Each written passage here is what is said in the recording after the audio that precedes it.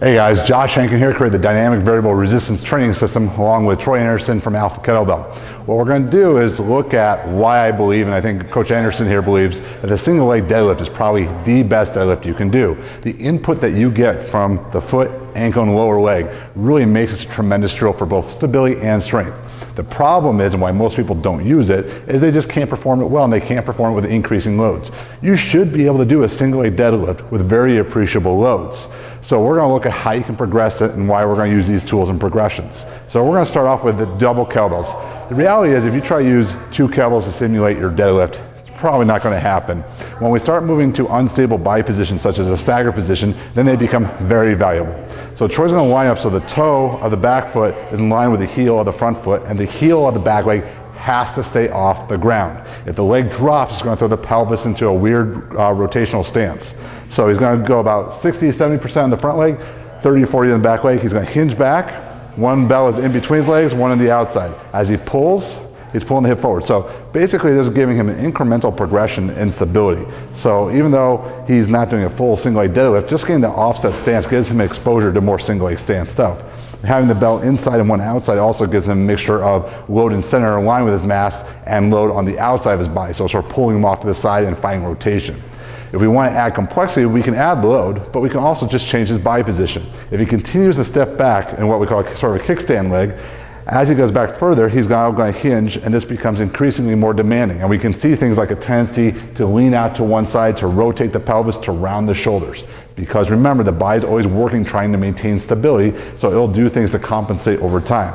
As far as now we're going to do is have him go as far back as he can go, and we're also going to add a step forward as he comes in, so we're going to add a little bit more dynamic. So he's going to hinge back, he's still using that back leg a little bit, he's going to drive all the way forward to full hip extension. Now go ahead, we'll do it again, far step. So again, this is a way of changing intensity and load and perceived load upon the body. So once we can achieve that level and we've gone through some of the loading progressions that we can utilize, then we can go some offset progressions. So the great thing about using a kettlebell or even a dumbbell, I prefer kettlebells just because of the weight distribution, is the cross patterns that we can develop. So because we work in cross patterns, if Troy's going to stand on his left leg, he's going to actually start with his right arm. Okay, so even this, some of you may find this is harder than going the other side. We're going to just, because of the cross patterning, what we're going to try and maintain. So as Troy goes down, and then he goes go through the same progression, he can handle a little bit more load through one side, but now when he handles load in a single hand, he's now fighting more lateral and rotational forces. Nice, Troy, we'll come back, and we go through the same progressions again. Stepping back a little further. Now, you're not going to be able to stay 2 or 3 inches. You're going to have to sort of gauge upon the quality of the movement, because we're still looking for that hip hinge. And then we'll go all the way back at the last one. Nice, Troy. And we're again looking to see, does he reach with the arm? Does he rotate the pelvis? Does he round the low back? Nice, tall. So the last variation would be then again going the same side. So same side theoretically, because all the load is on one side, should be more demanding, but some people do find it easier. Maybe it's a leverage component. You want to make sure they're not compensating through the drill. So when it's all on the same side, you want to make sure they're not leaning or twisting as they do it. So let's see it. Troy? Nice. And that would be loading on the same side.